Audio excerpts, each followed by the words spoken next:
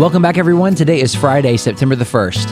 I'm Ryan Hill. I'm John Galantis. And you're listening to Clearview Today with Dr. Abadan Shah, the daily show that engages mind and heart for the gospel of Jesus Christ.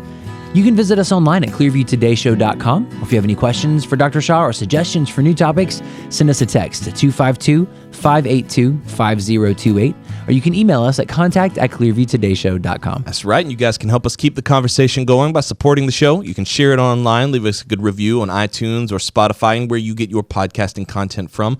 We're going to leave a couple of links in the description so you can do just that. And today's verse of the day is coming to us from Romans chapter 15, verses 31, that I may be delivered from those in Judea who do not believe, and that my service for Jerusalem may be acceptable to the saints, that I may come to you with joy by the will of God and may be refreshed together with you. Paul's writing this letter to the church in Rome, but he has not visited the church in Rome at the time of this writing. So he's writing and he's expressing his desire to go be with them, his desire to see them, and that his service is acceptable to them. He's like, I want to be that role model for you. I want to be that good example, and I want to be that foundation that you can build your life upon. Yeah, the people we meet in life are not chance happenings that we somehow have to work together for God's glory and his goodness. Like when we meet people and when we minister to other people and we start to build lives together, these intertwined story narratives that we call our lives, that's not by chance. Those are acts of God's grace, and he's doing that to invite other people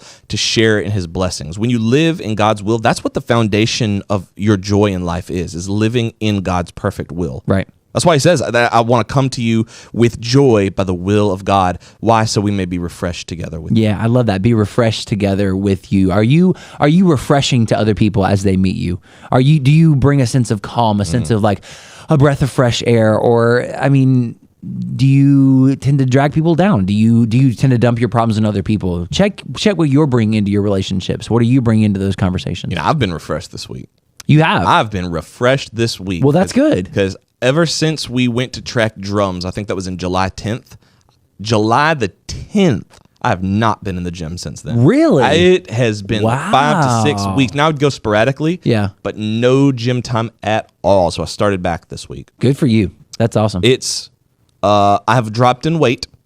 I have dropped in endurance. I find myself wanting to quit pretty quickly into the workout. Yeah. I would say maybe 2 or 3 exercises in, I'm like, I'm about to I'm fixing to head out. I'm fixing to bounce. I went back to the gym, like same scenario, except I was out for a good bit longer than you. Yeah. But I was back in on Monday, this past Monday, and I was going through the workout. I was like, man, we're going to do this. And it was like, oh, I've really gone down in how much weight I can move and how much weight I can put up. It takes some time to get back into it. But it's a mental shift. Yeah. It's largely mental. And I will tell you this, that voice is like, well, maybe I don't have to do this. Maybe I can blah, blah, blah. That voice has crept up a lot, but I'm like, you know what? I've never regretted going to the gym. Yeah. Never in the time that I've been going, never regretted going to the gym and come back home like, gosh, I really wish I hadn't done that. Nope. Yeah. We took David's light away, so I don't know if you want to put a camera on him, Nicholas, but David actually gave me a program that he's doing. And I was like, I'm gonna just do this program. So I'm gonna kind of get rid of the one I'm doing, and I'm gonna just jump on a program with him. Yeah. So it's this weird thing where it's like you do all these normal exercises like deadlifts or curls, but you just do them so foolishly. It's like, okay, we're going to do a squat, but instead of resting it on your neck or on your shoulders like a normal person, you're going to curly cue your arms like this. Oh, front squat. And and you're going to cross it all over and rest it on your neck and your wrists, and then you're just going to squat. Yeah. You're just going to squat. And then he's like, we're going to do what was called like a Renee Zellweger deadlift. A what? It's like a Renee Zellweger deadlift or something like that. But you basically do all this here, and you're like putting your arms up, and you're grabbing it backwards, and you're like, and I was like, trying to do it. I was like, what is this? A workout by a cartoon character? I don't know. It was so foolish. And I jumped on, and I was like, you know what? I'm not doing this. I'm going back to a decline bench press, and that's all it is. And he gave me grief for it. No. He gave me grief. What's up? One, I want to go ahead and say that anybody who has been working out knows exactly what a front squat is. I've been working out since 2018, and I've never heard of a front squat. I do actually know what a front squat is. I've seen a front squat. Now, the other one isn't as well known, and it's not a What did you say? The Renee Zellweger deadlift. No. What's it called? It's called a Zercher deadlift. Zercher. That's it. Zercher. Zellweger. I mean, Yeah, it's the same thing. These are different variations, but the program is not meant to be like a normal workout. It's meant to mimic different strong men, like who have done competitions and stuff, so that you build up your endurance and your strength. Really? Yeah. Wow. That's crazy. wow. So I don't know what. Crazy. It was. I hate to say this because I think he is excited about his program Sure. and he's making good gains. I'm Yeah. 3 weeks in and I've lost like 4 pounds. He's Good making for you, good man. gains. That's awesome. But it is foolishness. It's a bunch of silly poses and like doing the Hey, listen. like grabbing it backwards, doing the split, coming up. I don't- checking balance yourself. None of balance it that. on top of your head, hands out, then do a squat. David's more about building strength, I think. Yeah. He wants to be strong. Yeah. I want to look good. The only workout on that program that I'm like, is literally on the thing. It tells me to do cheek curls, and then I looked up like from their I guide. remember us talking about this. Yeah, I was Cheek like curls? cheat. Cheat curls. And then I'm like, okay, what does that mean? Because maybe this is just something I've never heard of. It's like, no, swing. Like, swing the dumbbells up. That's the only thing. That's the why? only thing where I'm like, What does it accomplish? you just overload past what you're actually capable of doing. But you control it on the decentric. Is it eccentric? Which one is it going down? I don't believe it's decentric, right? Yeah, I think so. You control on the way down. That way you're still You getting swing that. up and then come on back down. I guess that's fine. Cheat curls. I go home and eat cheese curls. That's why I got to get in the gym. Well, I don't know. I mean, it seems like though, back in the gym, like back in the routine, back in the swing of things, that's a good thing. It's fun. Yeah. And it's paying off too. Yeah. My shoulders are looking bowling balls. Looking good. Like bowling balls. Or like softballs. Softballs. They'll be bowling softballs balls is one good. day. Bowling balls is you might want to get that checked. That looks like Popeye. We're going to jump into the episode in just a second, but if you guys have any questions or suggestions for new topics, send us a text to 252-582-5028 or visit us online at clearviewtodayshow.com. We'll be back after this. Hey everyone, my name's Ellie, And I'm David. and we want to take a minute and let you know how we can actually serve you as you're listening to Clearview today. The Bible paints an extraordinary picture of who we are as a church body. The mission of Clearview Church is to lead all people into a life-changing, ever-growing relationship with Jesus Christ.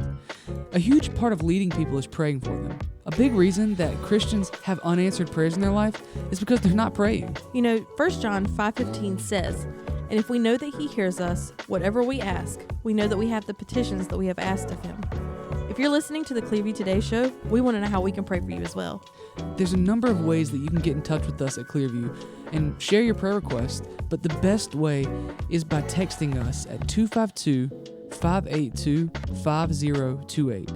You can also send us an email at prayer@clearviewbc.org, or you can download the Clearview app on iTunes or Google Play. You know, on that app, there's a dedicated prayer wall that helps us to get to know what's going on in your life, how we can pray for you, and how we can take any necessary steps to get you moving in the right direction. Thanks for listening. Now let's get back to the show.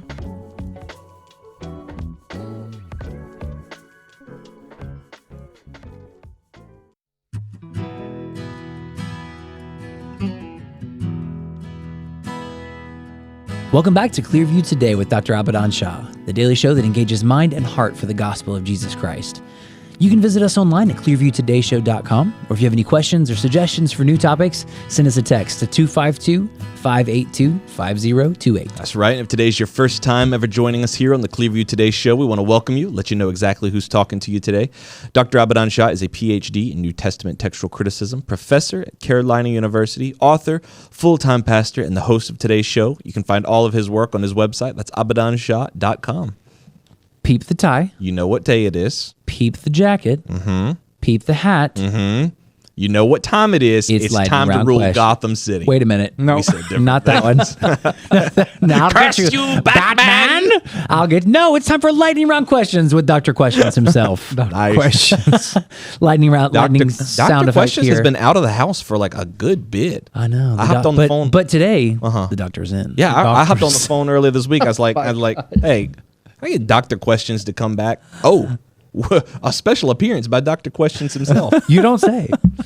Well, like we tell you guys, we are excited about lightning round questions because they are questions that you've been asking every time that we tell you to write into the show, 252-582-5028. We take those questions, we compile them around a subject matter, a central theme, and then those are the questions that populate our lightning round questions. So these are the questions Dr. Shah is going to be answering today from users, from viewers, from listeners alike. First question from Superfan Linda B. Superfan Linda B. I'm sorry. This is not from Linda B. This is from James G. Linda B is coming next. No. Yeah. Sorry. James G. I'm a pastor looking to get my sermons/podcasts on the air.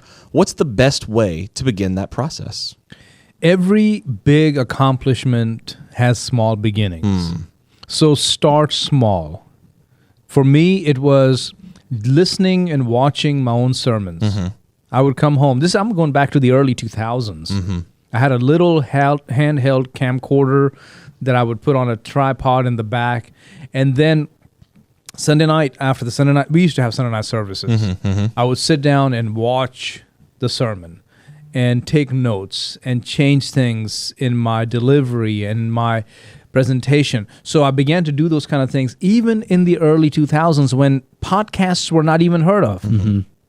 Radio shows were, but I was like, I don't know about radio shows. Who does radio shows anymore? Right. I mean, not realizing that 20 years later, we'll be on a radio Here we show. would be. A huge one, yeah. And radio is still here. Yep. So I would suggest just start by watching your own presentation, making improvements, and then little by little start uploading it. You know, buy a blog site, a WordPress blog site, put it on there. Get a YouTube channel. And you may not have thousands of views, but you may have 10. Yep. Start there. And that's what I did. And little by little, people they see me in this position. They don't realize that it has been 25 years of adding this and adding that and taking this away and tweaking that, that we have now come to this point. And there's still so much we have to learn. Right. That's some of the best advice I think you've ever given me is to watch your own performances. And I think people, like, especially in this day and age where every 16-year-old is on YouTube and is on Instagram everyone's or a TikTok, creator. and they're getting like millions and millions of views. You're like, okay, it's easy. I can do that. And then you start doing it, but you don't even know if your product is good. Yeah. You know what I mean? Like I was in the same thing. Like, how do I get like our worship on the level of other churches and get millions and millions of people coming in and just demanded that we buy albums without even asking, am I good at it? Yeah. You know, I mean, surely I can get through a service, but am I actually connecting skilled? with the culture? I Right. mean, there's so many questions you have to answer. Right. So begin small, take your time, don't give up, and in God's timing, you will have what you need. Yeah, Talk to people, right? We spend so much time, I know you have, John, called up people, other churches, other ministries, other personalities. You've called them up. And you overcame the fear of calling them. Right. Call them. Right. And just talk to them and say, hey, what do you guys, we watch your show or we listen to your podcast and we're just so impressed. Right. Can you tell us what you do, how you do this? And guess what? I would say 100% of the time they actually answer. Oh yeah. Oh yeah. I've learned so much just by calling people and just kind of just acting like we're friends. Hey, listen, been watching your show for years and years and years. How do you do this? Why do you do this in particular? How do you structure it? Can you send me a PDF of your run sheets? Can you just show me your behind the scenes, your click tracks, whatever it is? Can I just get an email? Even if you get a watermark on it, just send me your resources, send me your thought process. Yeah. Even with you have done that. Like, how do you think about like when you see a perfect service or a perfect worship set, what do you think about it? What's something that triggers in your mind, hey, I liked that. Right. That was really good. Or let's not, maybe we'll take that in a different direction. Right. Yeah. But that was the thing that helped me. And the biggest challenge is exactly what you said, is just taking your time. Yeah. Because I'm conditioned, and my generation is conditioned to think if you're not a world famous megastar changing the face of Christianity by 25, it's too late. Yeah. It's too late. Your ship yeah. has sailed. Oh yeah, I would say majority of young people, whether in the Christian world or the secular world, feel that way. I did. And I believe in the sovereignty of God. So I believe that if God wanted you to be successful by 25, he would have made you successful, as long as you're working hard and working smart, like we say, Ryan, as you say it. I would say if he hasn't done that, it's because your success is going to come later in life. That's right.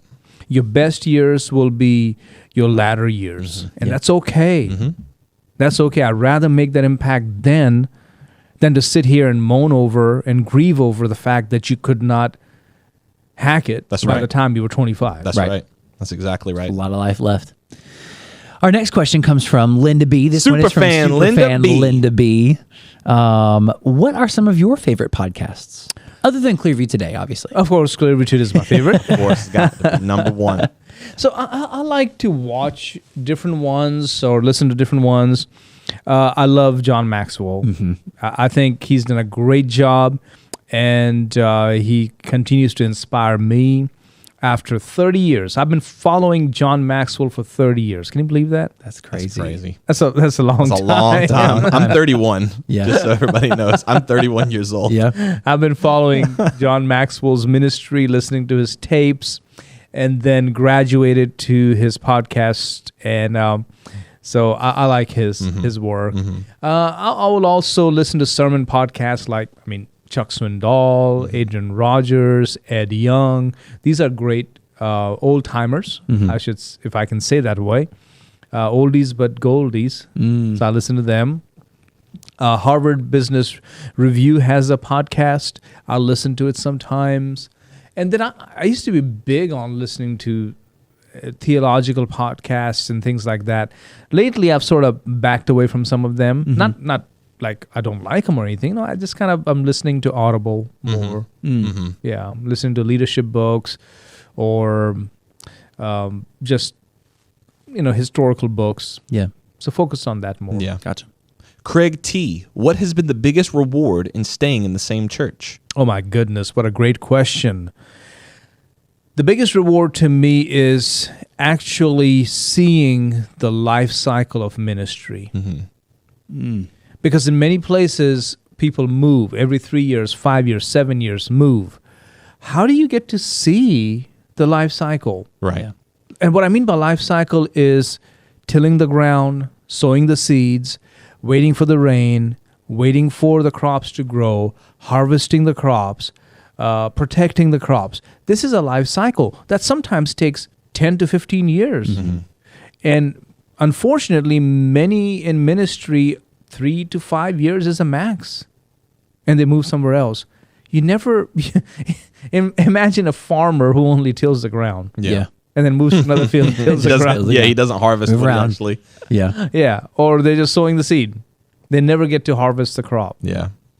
So I would say, and I do understand, there are sometimes some young guys end up pastoring their first church in some very rural community with 200 people, and there's the First United and the First Presbyterian and the First Baptist and the Catholic Church, and it's all, those 200 people are divided in those 4 churches. I get it. So you have to move and go somewhere if you want to expand your ministry. So I get that.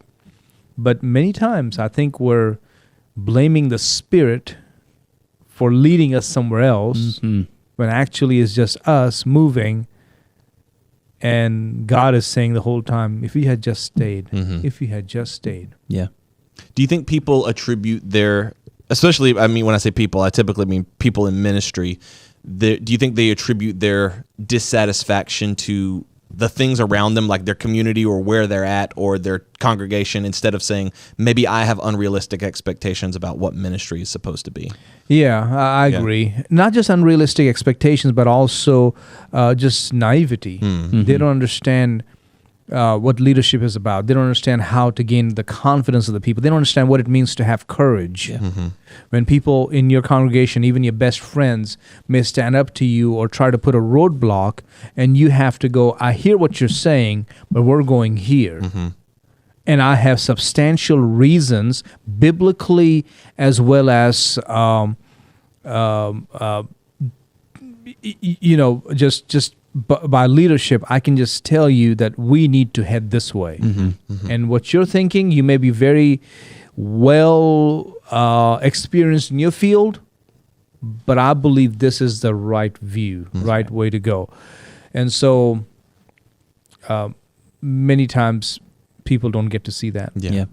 That's one of the things that has always captivated me about your story and your mindset on ministry, Dr. Shah, is, when I came here almost 9 years ago now, You had already Yeah. been here for a while. Yeah. And that was unusual to me because I'd grown up with, a pastor for a while and then he'll move on and then a pastor for a while. And, Yeah. I didn't have that example of longevity. But then hearing your story, hearing like, this is my first and only church. This is where I'm going to be. And then coming from your dad's legacy as well, Yeah. like that's his first and only church. I was like, man, that's what I want. That's what I want too. I want this to be Right. my first and only church. I Right. want this to be like where God has grown ministry. And even just the ways that God has grown ministry here at Clearview from the time that I've been here, seeing your faithfulness and how God has expanded what Clearview is able to do. We didn't have Clearview today 9-10 years ago. But we right. do now. And Yep. then where are we going to be in 10 years from now? Did you? Yeah. Oh, go ahead. Sorry, did I No. cut you off? No. Did you find it difficult in the early years for people to make a genuine connection with you because they had a concept in their mind that pastors come and go? Oh, yes. So did people kind of keep you at arm's length because of that? Well, it was kind of a different reaction that I got. It was not as much as keeping me at arm's length. Some did, but some just treated me with the kind of patronizing pat on the head. Yeah, yes. You'll do great things for the Lord. Okay, yeah. All right, so what they were doing was in a patronizing way telling me, we know you're not going to stick around. So we're going to go ahead and tell you it's time to move on in a couple of years. So go ahead and use us as your learning ground, as your training ground. But then do understand, we expect you to move along. So for me, it was insulting. It was angering that you're treating me this way. Right. For some pastors, probably they wouldn't care. They'd be like, okay, that's fine. I mean, I guess we're all agreed on that. You got me. So I'm going to stick around here for 3 years, practice on you guys, pretend to be really a pastor, your shepherd, but really I'm not. I'm going to move and find me another flock somewhere. But for me, it didn't work like that. I could not stand that. Yeah. I found that very condescending. I would imagine so, and I struggle to see how anybody could expect that from their pastor, who is their shepherd. You know what Yeah. I'm saying? That's the whole point of your pastor, is that you build this lifelong relationship with them, Yeah. and yet you've lulled yourself into thinking it's normal that you get a new one every couple of years. Unfortunately, some of that has been taught or ingrained in the people by the pastors because they kept moving. So after a while, the congregations just expected pastors to just move. Yeah. So I think some of this has been caused by people in ministry. But to me, it was unacceptable. Yeah. Yeah. That's not how you treat a pastor. I agree. And there were times I fought back when people were condescending to me or were rude to me or acted like, you stay out there. We'll take care of this right here. Go ahead and preach a sermon. We're going to do this. I was like, Yeah. not me. Yeah. Never gonna happen. Yeah, you may not ever accept me as your pastor. That's fine. But I'm going to definitely walk and talk and lead as God's man for this flock. I'm just going to do that way. Yeah. Amen.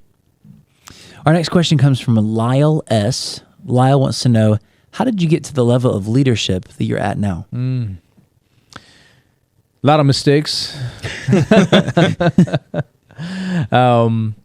But with time, I began to minimize my mistakes. That's the key. Sometimes people almost glorify mistakes. Like, oh, yeah, you got to make mistakes too. That's where you learn. You learn by mistakes. So you make mistakes. The more mistakes you make, the more you learn. No, you learn to make less mistakes. You learn from your mistakes. You're not just accident prone. You Right. learn from your accidents. Right. You don't go out there and do it the wrong way so that you can learn from it. Yeah. I mean, after a while, you'll just be nothing but a walking, talking ball of, broken bones. Yeah. That's not what I want to be. Yeah. So learning from my mistakes, making less mistakes, being wiser, being more connected to the mind and the heart and the purpose of God. You've really helped me a lot to see that the mistake, like when I make mistakes, the mistake didn't happen here. The mistake happened back here. Right. We got to this place, and now it's unavoidable, like confrontation and a bad Right. outcome is unavoidable. But that's not where the mistake happened. And it's taken me a long time to kind of think through that, to where recognizing the mistake before it's at critical level. Yeah. You know what I mean? Yeah. Right. That was a valuable lesson. I also watched people who were leaders, some good, some not so good, but I watched their behavior, I watched their mindset, I watched and learned about their worldviews, the principles on which they operated, and their accomplishments. What did they accomplish? Where are they in their personal lives? Where are they in their family life, familial life? And so I watched a lot of that, and I learned a lot. Yeah. Read a lot of books, love biographies and autobiographies to see where people. I'm reading one right now on Abraham Kuyper. Yeah. Yeah. That's awesome. Yeah, so that's why I gave a quote just a little while ago. Yeah. I knew that quote a long time ago. You heard me use that in sermons before. Yeah. But Abraham Kuyper, I mean, he was kind of a staunch Calvinist. Not that I am, but I really admire him. So learning how he led, what mistakes he made, is shaping my thinking right now in leadership. We were kind of doing that as a team too, reading through the life of Billy Graham and seeing the mistakes that he made. Yep. And like thinking that, well, number one, it's And all the encouraging. things he did right too. That's right. Yeah. That's right. There were many successes, and there were some failures and some Failures, too. shortcomings there too. Yeah, And not that's what all I are love. failures. Yeah. I love about going through that book with you, Dr. Shaw, and with the rest of the team, is that it doesn't shy away from those failures, but it highlights what we can derive from that, how we can grow, how we can learn. By the way, the book is Leadership Secrets of Billy Graham by Marshall Shelley, Harold Myra, and Marshall Shelley. Very good book. Yeah. Carter T. Too many of my pastor friends complain about being stuck in a rut. I know you and your wife wrote a book about that recently. What's your go-to advice for pastors stuck in one way of thinking? Yeah, that's so easy to get that way, especially if you are built that way, that you feel like I'm right and this is the way. And that's what I do. I met a pastor like that recently, not here, but in India. I went to visit my family, and I saw that he's a young guy. But guess what? He's already stuck in a rut. Oh, no. And I'm thinking, I get it if you were up in age and stuck in a rut, but you are young and you already are building a ministry stuck in a rut. I feel for you. Yeah. I think especially with music, it's easy to get stuck in a rut. And it's funny because I appreciate your advice so much, because never once is my first reaction is, it's me. I'm the one causing the rut. Right. I'm like, what is it? Our songs just must stink. Yeah. I must be not reading scripture in the right place. I don't think the slides look good enough. It's like, those are all could be true. Yeah. But usually the person who's stuck is the one causing the ministry to be stuck. Yeah. That's right. You have to rethink what's happening. You have to step back and look at whatever you're doing with fresh set of eyes. Talk to people. Talk to experts in the field. And that's, to me, is how I do it. Like when I came back from India a couple of days ago, I walked around the building just to look and see where things are. I'm like, oh gosh, we got to change. We got to do this different. Just like I did today with the cafe. But look, all of a sudden things are looking nice and shiny and inviting. But if I just was like, oh, it's okay, that's all right. I got to just do this. I got to do. Well, okay. Yeah. You'll be stuck in a rut. Yeah. And that book, by the way, that Carter was referencing is 30 Days to a New Beginning, Daily Devotions to help you move forward. It's a great resource. You can find more information about it. You can text us, 252-582-5028. We can let you know where to pick up a copy. They're available anywhere books are sold. Yeah, they're on available Amazon digitally right as well. The Audible version. Yeah, it's on Audible. Is It's it on available? Amazon. There's a link to buy it in the description of this podcast right now. Yeah. You can just click the link and go right there. Or if you want an in-copy version, like Ryan said, we can get you that as well. Yep. Our next question comes from Ricky G. Ricky wants to know, what is the biggest truth or principle that you've learned while in ministry? Biggest? Whew. I've learned many. Biggest would be a hard one to give. I mean, of course, longevity is a big truth principle in ministry. The longer you stay, the more you will see growth and success and accomplishment. Also, learning to work from weakness. That to me is also a great principle, where we try to be the super somebody, the superhuman, the superman in ministry, when actually it comes from brokenness, it comes from weakness, when you realize that you cannot do it and you need God, and your confidence is not in yourself, but it's in God. There's a place for confidence, but it comes from God's hand in your life. That's true. So there's so many truth principles that I wish I could nail down one, but I can't. Yeah. Do you have a favorite? The one I'm learning right now would be the favorite one. Nice. And the one I'm learning right now is learning to look away from self unto Christ. Amen. Right? Learning to die to self and live unto Christ. Learning that it's not in you, it's in Him. Yeah. And sometimes He will break you of your self-confidence so that He can shine through you.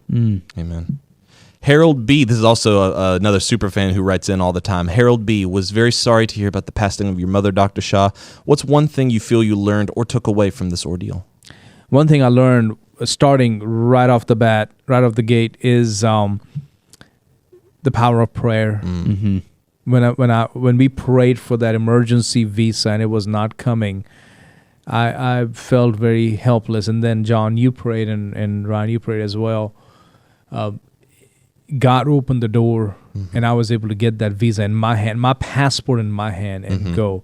So power of prayer. I was able to get there and ride all night in that car and get to my mom just in time for her to communicate with me that afternoon, that evening, and the next day she was gone. Yeah.